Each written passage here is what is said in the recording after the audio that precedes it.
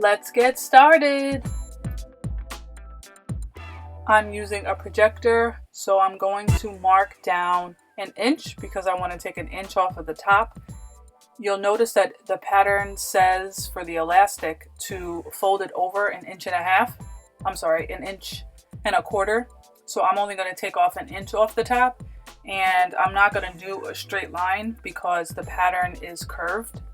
So one way is to, if you're using a projector, to have a pin right where the inch is.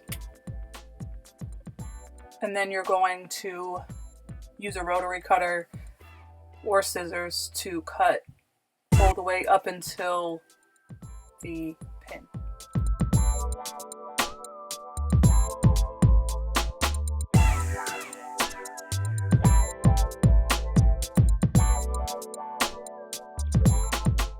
Once you have it cut up to where the pin is, then you're going to pull your fabric and match where your pin is and where the line for the top of the waistband is.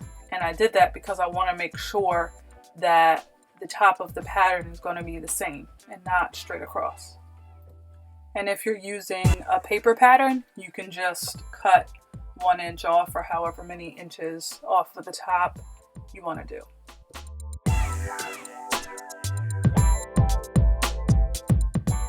And then you want to do the same thing for the other side. And the other method I use is a tracing wheel. I prefer this method over using pins.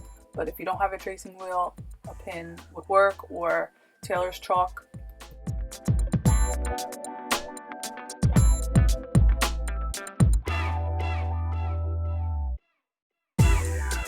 Next is cutting the bands for the leg openings. I chose bands instead of elastic. To figure out the measurement for the waistband, you want to measure the top of both the back and front pieces. Normally the rule of thumb is to take 80% of the garment waistband measurement. I honestly don't know where that percent came from. I've tried it and it works. But for this particular pattern, we're going to be taking 70% just because the waist is bigger than normal, which is fine. It's just about using trial and error.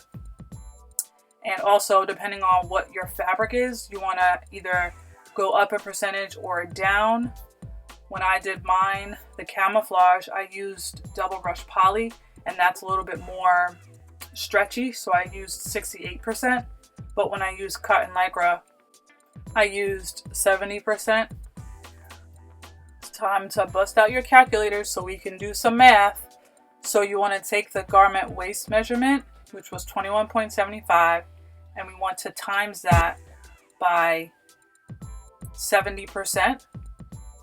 And that number is going to be our waistband measurement.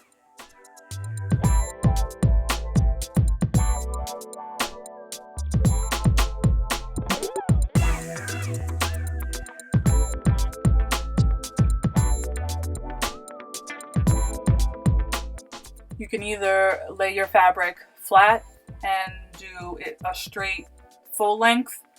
Me personally, I prefer to fold it in half just because that's just easier for me. And also you want to figure out how big you want your waistband to be. If you want your waistband to be 2 inches like I prefer, you're going to need to make it 4 inches thick because we're going to end up folding it in half. So however thick you want your waistband to be, just double it so that it can be folded in half. So your waistband measurements are going to be the number that you figured out, which ours is 15 inches, by however thick you want your waistband to be. For me, I want mine to be 2 inches, so I have to make the waistband 15 inches by 4 inches. I hope I'm making sense, y'all.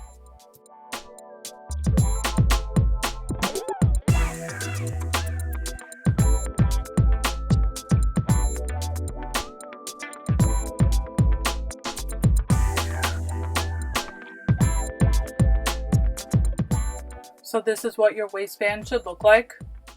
And then you want to fold it right sides together and then sew it down the end. This is what your waistband will look like after it's sewn. So then you want to fold it wrong sides together in half.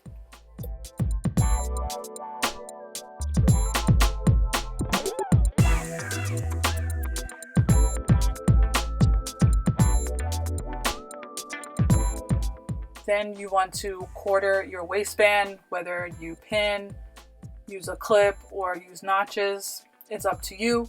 I didn't film this, but you also want to quarter your waistband. This next step is a preference. You can either have your seams match up or put the seam on the waistband in the back. That's totally up to you.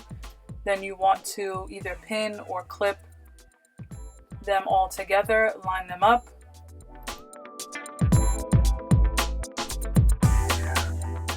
And then when you sew it, you just want to stretch the waistband, not the bottom. And then we're done, and this is what your bummies look like. Thank you for watching.